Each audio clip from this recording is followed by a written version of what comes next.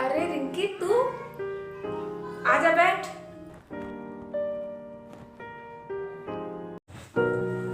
अरे मम्मी, भाभी कहाँ है? अरे वो तेरे भैया के साथ ना मॉल गई है शॉपिंग करने के लिए। कह रही थी कि मम्मी जी थोड़ा लेट हो जाऊंगी तो इसलिए खाना बाहर ही खा के आऊंगी।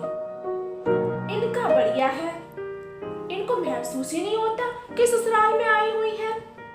जब मन आया बाहर खाना खाने चले गए, जब मन आया बाहर घूमने चले गए। मम्मी, आपको कुछ अजीब नहीं लगता? इसमें अजीब लगने वाली कौन सी बात है? नई नई शादी हुई है उनकी, करने दो लाइफ एंजॉय। बेटा, यही एक स्वीट टाइम होता है जो पूरी उम्र याद रहता है। अब हमें तो मौका मिला नहीं, मैं तो इसी बात से खुश हूँ। कम से कम हमारे बच्चे तो लाइफ एंजॉय कर ही रहे हैं ना। हाँ, लेकिन मम्मी थोड़ा बहुत चलता है, महीने 2 महीने में घूम आए।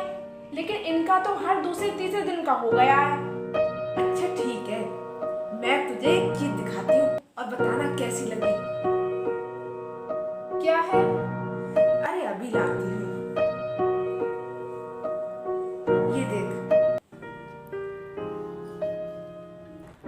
अरे मम्मी, ये तो बहुत सुंदर है।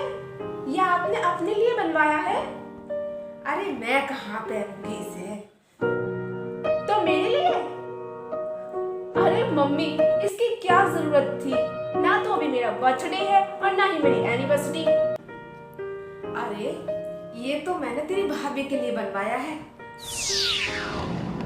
अब अगले हफ्ते उसका बर्थडे है ना, तो इसलिए मैंने उसको पहले ही बनवा के रख लिया। अब जब तुझे पसंद आ गया है तो उसे भी पसंद आ ही जाएगा। मम्मी, ये कुछ ज्यादा नहीं हो गया? अगर अभी से इतने महंगे महंगे गिफ्ट दोगी ना तो सिर पर चढ़ जाएगी आपके। सिर पर क्या चढ़ेगी? तुझे पता है उसने मेरा बर्थडे ना कितना यादगार बना दिया था। उसने सबको, तेरे फूफा को, तुझे, तेरी बुआ जी को बिना पूछे ही इनवाइट कर दिया था। मुझे तो पता तक नहीं चला था कि कब उसने फोन किया और कब इनविटेशन दे दिया।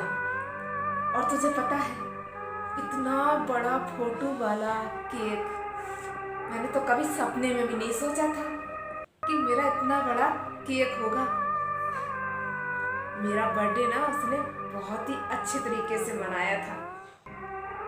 अरे कर दिया तो कौन सा एहसान कर दिया? पैसे तो भैया के ही खर्च हुए और बहू होने के नाते फर्ज बनता है उनका। बेटा, तेरी शादी को भी 4 साल हो गए, क्या तूने कभी अपनी सास के लिए कुछ सोचा? अरे वो तो तू उनकी छोड़, तूने कभी मेरे बर्थडे पे सिवाय हैप्पी बर्थडे बोलने के कभी कुछ किया? मैं तुमसे शिकायत नहीं कर रही हूँ बेटा, मैं बात की बात कह रही हूँ। इस घर में तू भी है, तेरे पापा भी हैं, तेरा भैया भी है। तुम सबने अपने बारे में सोचने के सिवा कभी मेरे बारे में सोचा? और सोचा कब? जब मैं बीमार होती थी। और फिर भी तुम्हें इस बात की चिंता नहीं होती थी कि मैं बीमार हूँ। तुम्हें चिंता इस बात की होती थी कि अब घर का काम कौन करेगा। उस पराए घर की आई हुई बच्ची ने मुझे एहसास कराया कि मैं भी कुछ हूँ। वो मुझे बहू नहीं, मेरी सहेली लगती है मुझे। जब मैं किसी फंक्शन में जाऊं तो मुझे ऐसे तैयार करती है जैसे एक माँ अपनी बेटी को तैयार करती है। मम्मी ऐसे मत पहनो, मम्मी वैसे मत पहनो, मम्मी ऐसे पहनो। वो साल भर में मेरी सारी बातें जान गई कि मुझे क्या पसंद है और क्या नहीं। अब तू बता कि मैं उसके लिए इतना क्यों ना करूं? मम्मी, मुझे माफ कर दो।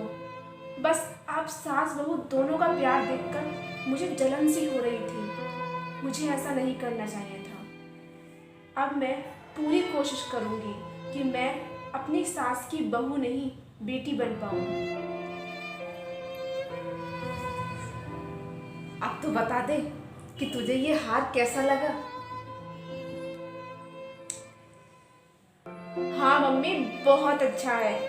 और अब की बार ना ऐसा करेंगे कि भाभी का जन्म ना खूब धूमधाम से बनाएंगे।